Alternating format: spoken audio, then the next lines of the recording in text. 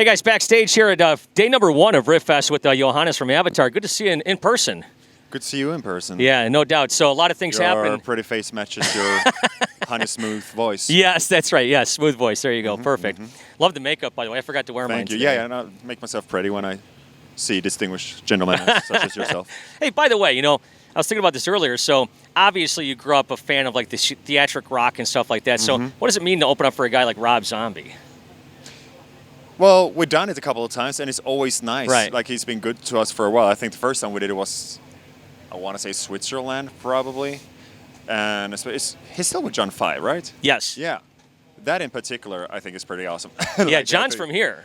Oh, yeah, he is? He's from Detroit, yeah. All right. No, but they have been cool to us. We have played with them in a bunch of places across the United States and in Europe, so it's always good, Yeah, Rob always puts on a great show, and I mean, the Kiss and the Alice Cooper had to be a part of your upbringing as well. Yeah, especially, I guess, Kiss. I think, like, between Gene Simmons and Paul McCartney, the first thing I aspired to be in a band as a little kid was a singing bass player. Oh, okay. And then felt that bass was below me, turns out. Not really. No, but I always liked, singing bass player bands. So them and Typo Negative, there've been a couple of those. Yeah, you a big fan of Typo? Yeah, absolutely, Yeah, Peter Steele was awesome, man. Did you ever get a chance? You probably didn't get a chance to meet him, huh? No, I didn't. But we did this cruise a couple of years ago where surviving members performed That's right. Black Number 1 for the first time, and I got to sing it. Was that with Johnny Chow on bass? No, it was Matt Dorito. Oh, that's right, bass. Matt Dorito from Pop People. I knew one of my buddies got to play bass. Yeah, and he's a huge Typo fan. He's a huge fan, and he was so he got it. How do you say it? Down to a T. Even the way on the studio version, it kind of slows down. Specific. Like, it sounded exactly like it sounded tracked. Yeah, he put a lot of passion into it. Yeah, Matt's even got a Typo Negative tattoo. Exactly, so yeah. So let's talk about your band, Avatar. You just dropped a couple of songs, and I noticed that I don't know. Talk about your singing, because your singing is like all over. You can do soft, you can do heavy, and everything in between. So you probably work at that a lot, don't you? Yeah, I guess. Yeah, I like to sing. We like to do different things. It's all connected to. I think we are restless. We have been the same band since we were kids, growing up together, and which I guess means we put, everything we ever wanted to do musically, somehow we try to stuff it into this band. It's our life. Well, it's funny, yeah, because it's a long-ass journey we've done with it since we did it since teenagers, and with that, combined with the whole idea of we don't want to write the same song twice, means that a lot of different stuff has happened through the years musically, and the voice has followed that. Yeah, a lot of different stuff has happened. Talk about the transition from your first record to the latest Hunter Gatherer. Okay, that's a long but I mean, story. It is a long story. Yeah. No, but again, like when we started out, what we, I guess, the common ground we found, again, as teenagers, just being introduced from, friend of a friend and how we got to meet, the common ground we found in the beginning, I guess, was like lots of technical death metal, like Cryptopsy was important, for instance, or, stuff like that, I guess. And then the kind of melodic death metal that was played where we grew up, so we were somewhere between those two things, technical death metal, more brutal, and then the more melodic stuff, and kind of jumping between those. But then through the years, we didn't want to change band name, we didn't want to be another band, we still wanted to play with each other, and it has just grown with us, I guess. And now, I don't know what to call what we do now. Again, we just try not to write the same song twice. Well, I'll tell you, I think I told you this before, but I became a fan of your band when I saw you guys live. That's really, I think where the rubber hits the road with you guys. Yeah, we're good live. Yeah, no, great live. I was, blown away the first time I saw you guys play live, yeah. And then, of course, the last 2 albums have just been awesome. I was just telling you, I was talking to Jay Rustin, he didn't give me any good stuff to talk about this time, but Hunter Gatherer, of course, and Welcome to Avatar Country. What is it called? Non-disclosure clause? Non-disclosure, yeah. Jay was the producer of their last record. But so talk about the 2 new songs you guys just kind of released. Well, we got Going Hunting, which is also the name of the tour we're on. Yeah. And it was tricky to figure out what that song wanted to be. Or it's always the answer at the end of the rainbow to that is always way simpler than you thought it would be.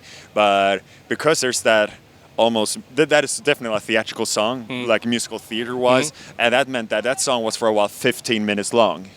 It was Meatloaf for a while, and took all these weird twists and turns until you finally it's all about you have this riff, or whatever that the foundation part to the song, and it takes sometimes a real long time for you to actually get to know the song, for the song to introduce itself. It's a weird thing. It's even hard to explain, but it took a long time to figure that one out before it fell into place, before the darkness obviously started creeping into your mind and you realize what it was trying to tell you. While Baron Cloth Mother, I think that was went way faster. Really? Yeah. Everything's awful, and like that. That was it. Yeah. But I think they show two sides of the same coin. I guess one is the more melodic, atmospheric, epic one, and the other one is sinister, violent, both of them full of tragedy, both of them very non-compromising, I would say. I guess. And so you kind of wait for the songs to introduce themselves to you. Yeah, or it's like you try to come up with the best riffs you can come up with. Yeah. That's what we do. It's riff-based music. A good thing on the guitar, and then comes the journey of like, okay, I like this. What is it? And that is usually historically has been to figure out what the drums are. What the groove is. And once you have that, because of metal being what it is. If you nail those parts and that invokes those emotions music is supposed to invoke in its rawest form, then you just follow that. You just go with that wherever it needs to go, and that could be very straightforward or very over the top and progressive or whatever you want. But you just have to learn to trust that process. But it's still first you sit down and hammer out those riffs. Yeah. But once you have that, then you just try not to force it. But sometimes it takes a long time to reach the point where you don't need to force it. Sometimes it's a lot of foreplay to make a song soften up and let you in. Yeah. And all five of you guys work on it together? Or are you pretty much? Yeah. No. It's a very collective effort, Yeah. Different people come in different at different stages of a song, but it's always our music at the end of it. I think we are, I know I see bands around that are definitely close friends, but it's rare. Mm-hmm. And it's rare that's, with essentially the same group of people that it's been for a long time to maintain a friendship, and then also to nurture some kind of democratic approach, collective approach to the work. But for us, that is more important than anything else. Really, we base big decisions around that is our key motivation, that we want to do these things together because I love this life. I love the bus. I love the stage. I love everything about it. But with the wrong people, I would hate it immediately. Now, speaking of that, so you got your five guys. So where does a guy like Jay Rustin come in, or a producer? Does he become a sixth member of the band? He begs and he begs and he begs. No, it's like still. I think especially if you're like us, where it's again a team effort, then it also becomes scattered in a way. I guess or there's so it helps to have that we all throwing balls on the same wall together, at least, because there are a lot of different balls. And then to have someone that everyone vibes with, that everyone trusts, that we all feel good with, and who gets each one of us as an individual, because we are a bit of a five-headed monster, a hydra, So to have someone you trust to unpack that, and also add the knowledge and stuff that we might lack, he knows where those buttons are, like the make it sound good button on the console. I've never found it. Yeah. But he does. Yeah. And so speaking of that, are you guys working on any new stuff for another? We always write. Always, yeah. Yeah. So that's a constant. The answer is always yes. Yeah. But it's a lot of foreplay going on for that song, for those songs to soften up, to let us in. But it's going well. We're getting along. We're taking the songs. We're out whining and dining regular with those songs. Yeah. Meeting the song's parents. Taking walks around the river bank. With the songs. Down by the beach, so we're there. But we haven't quite sealed the deal. Second base with the songs. Yeah. Okay. And how far are you in? I mean, you got a few done, or you're just kind of feeling them out still? Yeah, exactly. Yeah, okay, gotcha. Yeah. No, that's cool, man. Well, I can't wait for the next stuff. Hunter Gatherer came out during the pandemic. Were you kind of hesitant about dropping it during that? No, we realized very quickly that people knew we had made it. Yeah. And an album is in the here and now. Yeah. So and it reflected the time we were.